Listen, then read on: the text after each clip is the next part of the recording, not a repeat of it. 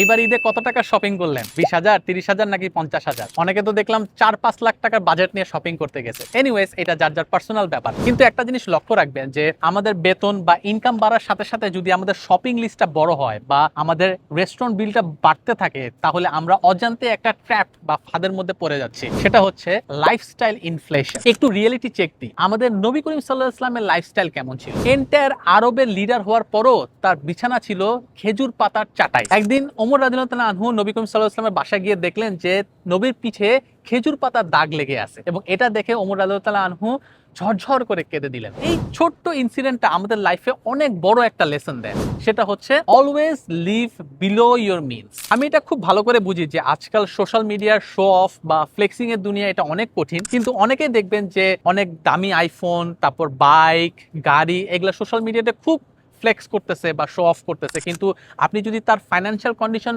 ঘাটায় দেখেন তাহলে দেখবেন যে তার কিস্তি শোধ করতে করতে বা ধার শোধ করতে করতেই কিন্তু সব টাকা শেষ হয়ে যাচ্ছে। একটা জিনিস অলওয়েজ মনে রাখতে হবে যে রিয়েল ওয়েলথ বা আসল সম্পদ is always build in silence. আমরা যেটা অ্যাফোর্ড করতে পারবো না, শুধু শুধু সেটা কিস্তিতে কিনে নিজের লাইফস্টাইল ইনফ্লেট করা মানে নিজের উপর নিজেই জুলুম করা।